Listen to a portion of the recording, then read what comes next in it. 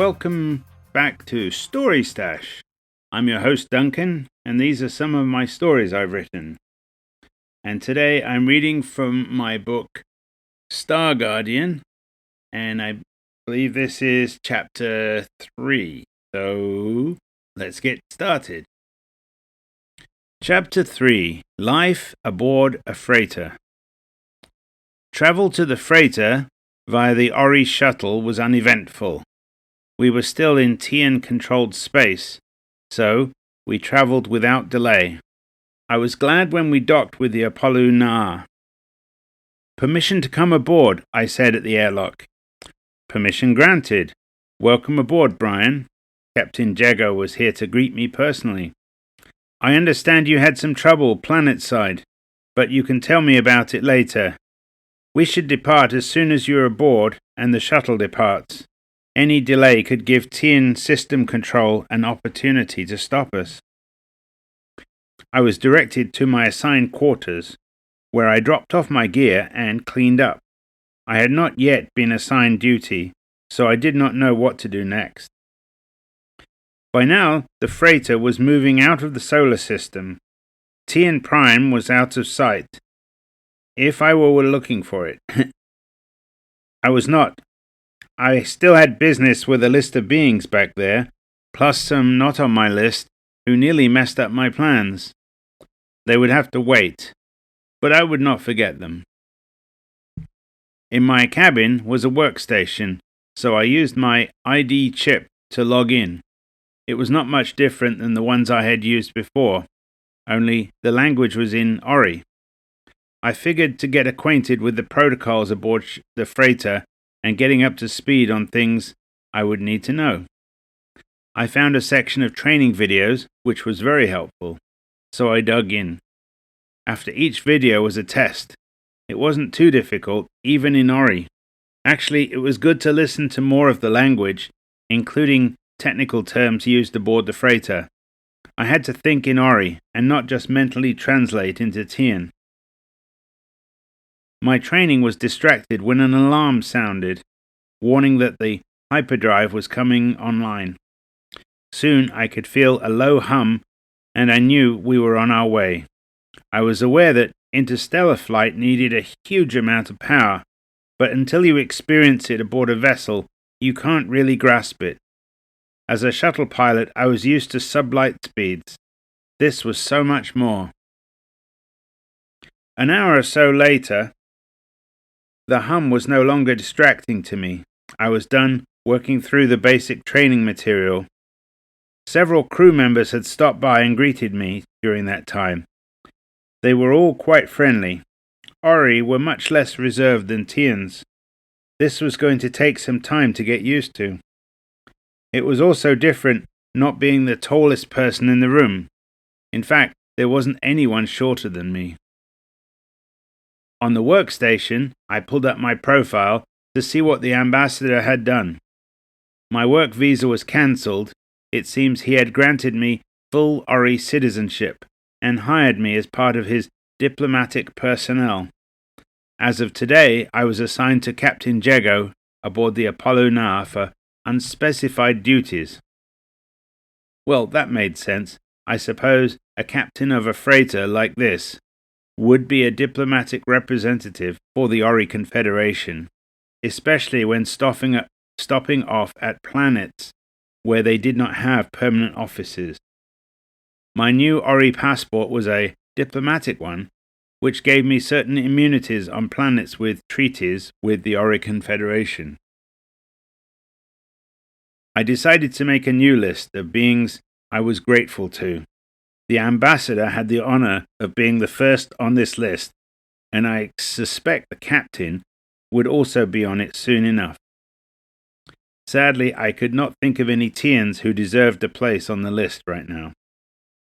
I also felt sad that until now I did not need the second list. Perhaps after I cooled off, I would think it over some more. Right now, I was still upset with my experience at the spaceport.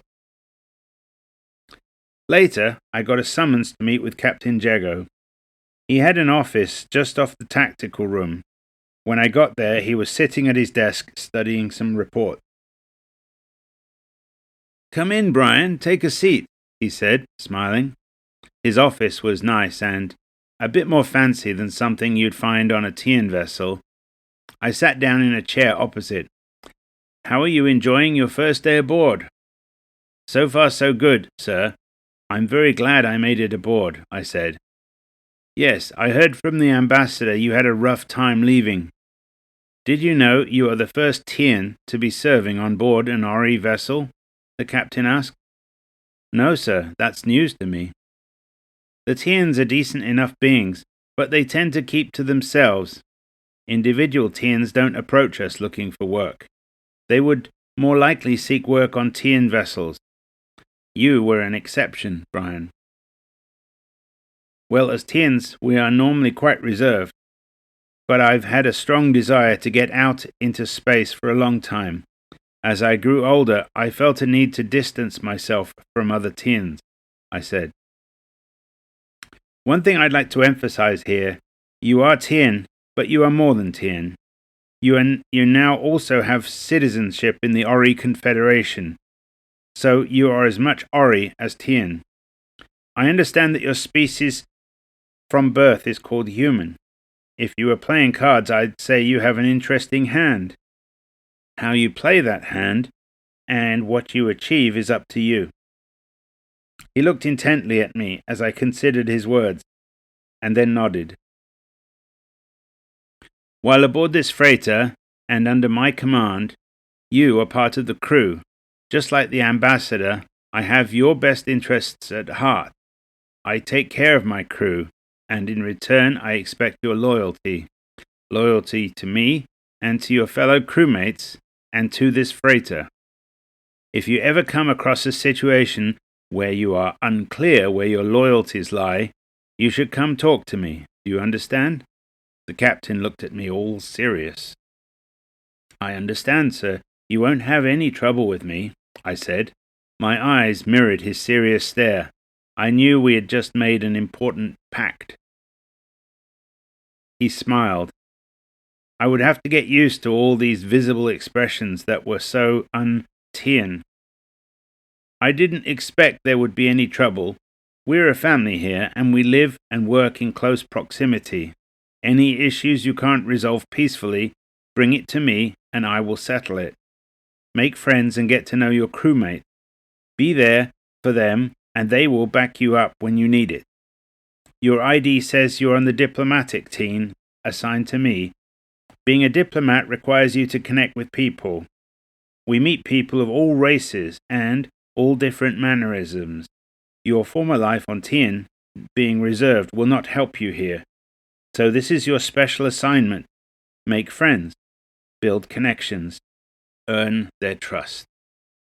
"Yes, sir. I will endeavor to connect with my crewmates. It will take some effort. I have assigned you various duties to get you started. Your assignments, when and where to report and to whom, are all in your calendar by now. You can access your calendar from any workstation or tablet device. Your first assignment is tomorrow. If you have any questions, ask whomever you are working with or send me a message and I will respond. Understood?" "Yes, sir." "Welcome aboard. Dismissed." I got up and left his office. The next few days went well. I threw myself into my duties. As I promised the captain, I got to know the members of the crew that I came into contact with. Everyone was genuinely friendly and a little curious to begin with. Maybe the captain had encouraged them to reach out, or maybe that was the way Ori were. I don't know, but it was nice. They were willing to share about themselves, which made me feel more safe to reciprocate. I made friends for the first time ever. I found myself spending more of my off-duty time with crewmates and less hiding away on my own. Life aboard was such a contrast to Tian society and my life on Tian Prime, where I had to keep my guard up, restrain my feelings. It was surprising. In that it was so different, and the emotional contact was something I didn't know I was missing my whole life. It made me question my view of life, which was based solely on my life on Tien Prime. Kind of like a primitive who thought their world was flat and then discovered it to be round. Talk about culture shock. But I love this new way of interacting. It was like a bird that was born to fly and had spent cycles in a cage. I shared my thoughts with my new friends and they were happy for me and supportive. I would never have done that before. These were some of the best days of my life. If I had thought about it then, I would have realized that on Earth, humans are probably more like the Ori. I was born to be a social being. My mother was broken and not a good example of how to live my life. Tiens were also broken, or severely limited. It took meeting the Ori for me to see how it should be, how I should be. About 10 days into the journey, the hyperdrive went offline and the freighter decelerated to sublight speed as we approached our next port of call. This place was known as the Trading Post. It was a huge space station just floating in the middle of nowhere. I'd learned that the nearest inhabited system was some distance away and had no claim to this place. Stories told of how the station was first built by traders as a convenient stop-off where several trading routes met. Various traders brought modular components here over many cycles, and the station grew to what it is today. There were docking ports for various types of vessels, a complex recycling facility, plus all traders were expected to help resupply the trading post in lieu of docking fees. I watched out of an observation window and saw the station getting closer as we approached. It seemed that the closer we got, the slower we moved.